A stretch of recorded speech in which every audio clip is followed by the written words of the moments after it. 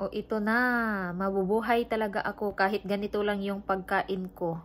Yung beans lang at saka yung kunting isda at saka kanin. Sus, sobrang sarap na to para sa akin.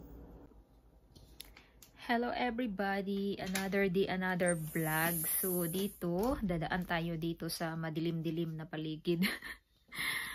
Kaya pupunta ako ngayon sa aking garden. So, dito ako dumaan sa garahe. Uy, napakainit dito sa dito sa labas. Mainit ang panahon ngayon dito. Hindi masyadong mainit pero parang makulimlim na mainit. Ano ba? Ano ba tawag nito? May dala ako dito medyo malaking bowl na may gunting. So, ano kaya yung gagawin ko ngayon? Sa isip nyo guys, kung ano yung gagawin ko ngayong araw na to. Bakit ako lumabas dito sa mainit na panahon?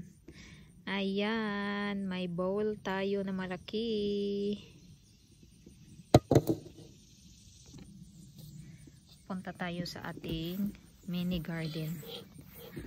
Ayan, dito.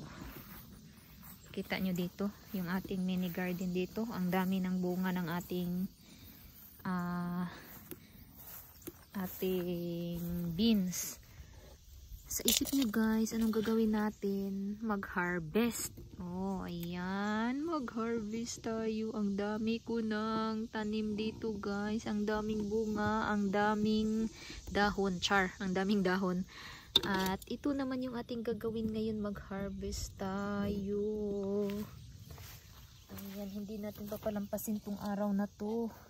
Mag-harvest tayo. So, isa din to sa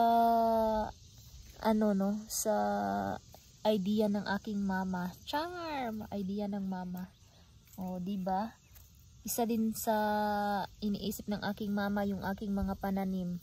Sabi kasi niya na dapat mag-harvest daw ako kasi sobrang dami daw ng bunga daw nito at paano ko daw to kakainin pag hindi ko na i-harvest? Dapat daw mag-harvest ako ng pakunti-kunti araw-araw at para kakainin kasi masarap din naman daw to kasi napaka-presko, bagong-bago, galing sa garden.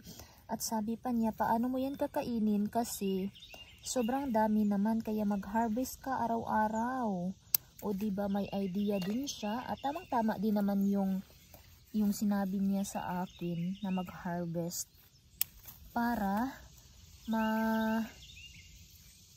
makain araw-araw. So ito, okay lang naman to kainin araw-araw. 'Di ba? Kasi presko din naman to, wala tong fertilizer, wala tong parang pesticide na in-spray. Kaya mag-harvest tayo. Pipiliin lang natin yung medyo malaki-laki dito.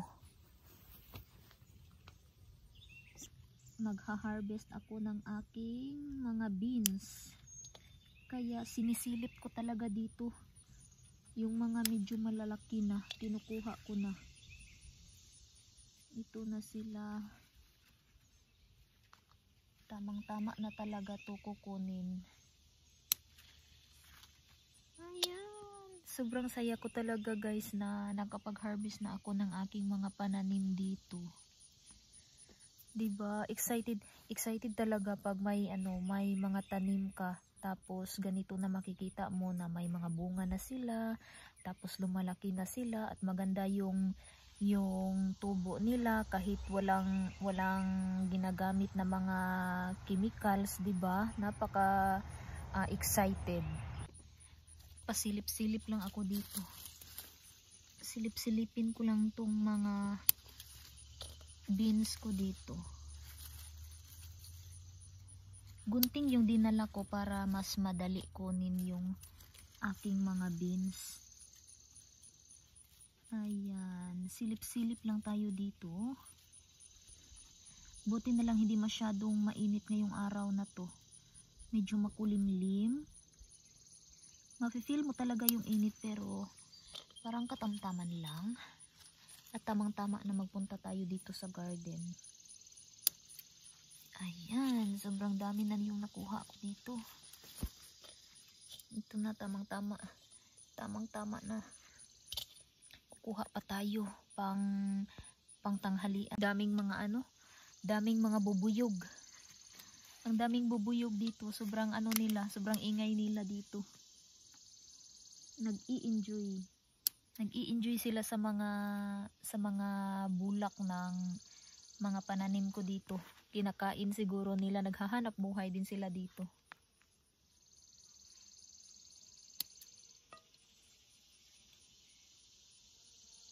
Ay, excited ako. Magluluto ako, igisa ko to siya ngayon, tapos may isda pa naman ako. Lalagyan ko ng kunting isda.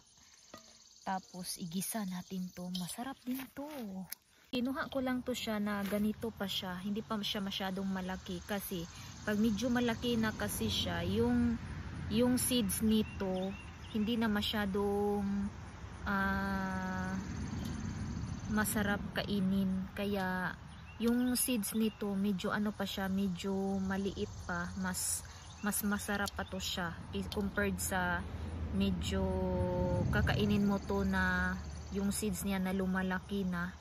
At ito tamang-tama talaga to na iluto.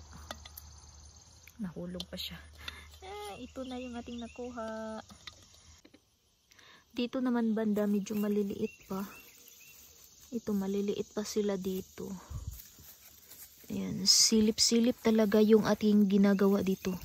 Yung aking ginagawa kasi siya, yung mga dahon niya natatabunan yung mga bunga.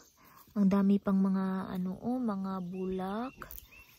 Ayan, ang dami pa dito.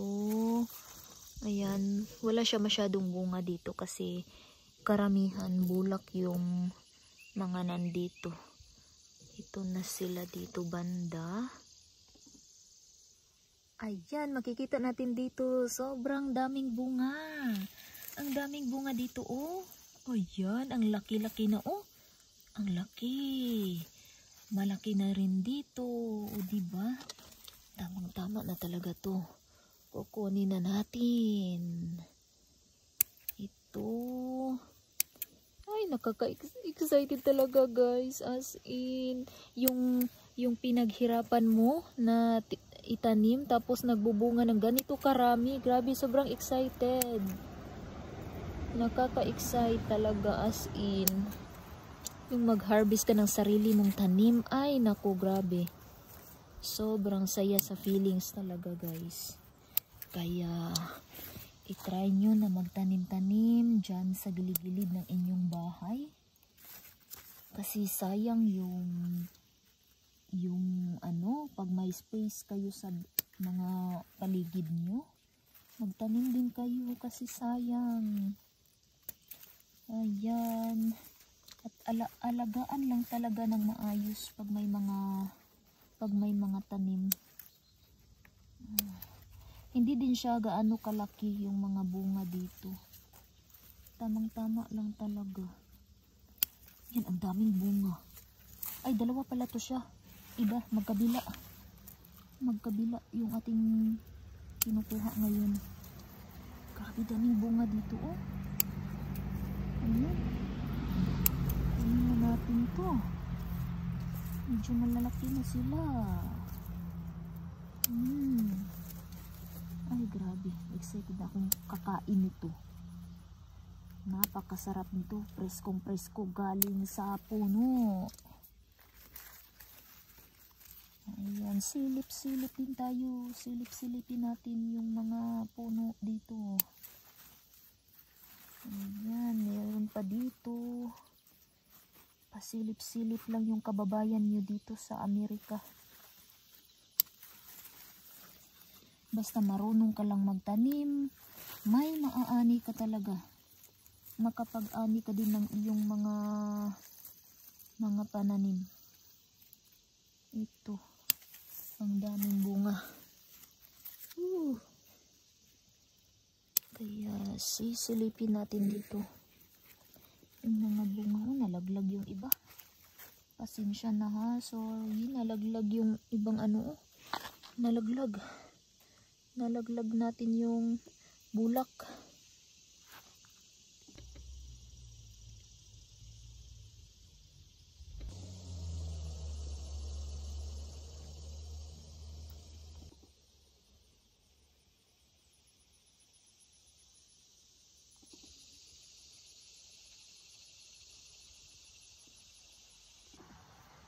Ito maliit na puno pero may bunga siya. Isa, dalawa, tatlo, apat, lima yung aking na-harvest dito. Ito siya. Ito yung aking na-harvest dito sa maliit na puno. O diba, medyo marami na yung nasa aking bowl. Ito oh. Medyo maliit lang yung ano niya. Hindi siya masyadong mahaba. Ito yung gustong-gusto ko talaga sa beans. Na hindi siya masyadong mahaba. Ay, napaka-presko. Tuloy-tuloy lang yung pag-harvest ko dito. Kasi medyo mainit na. Baka mamaya ko na lang to tapusin sa pagha-harvest para lang may magulay ako ngayong tanghali. Mamaya ko na to i-harvest lahat. Mamaya ko na mag-visit ako dito sa ibang part ng beans dito. Kasi medyo mainit. Ang init dito, ang init. Kaya ito. Kunti lang yung ha-harvestin natin at babalikan natin ito mamayang hapon.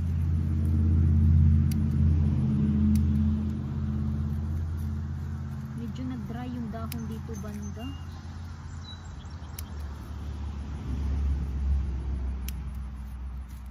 Ang daming bunga dito. Medyo malaki na. Kukunin na natin ito.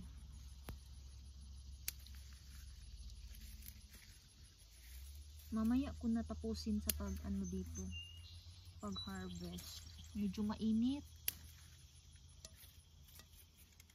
Lumalabas na si Haring Araw.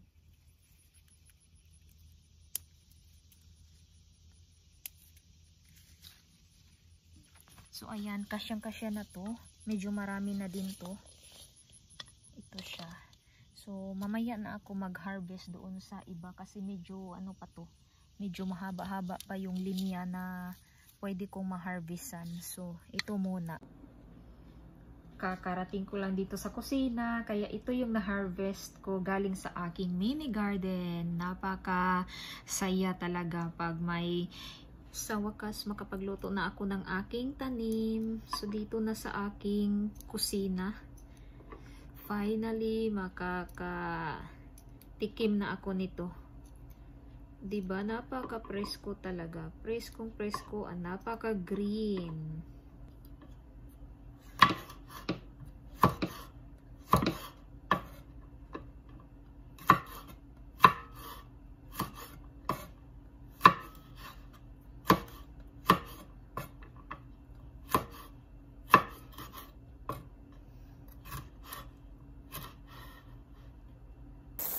So ito na, niluto ko na yung aking na-harvest na beans sa aking garden. Kaya nilagyan ko din ito ng isang piraso na isda.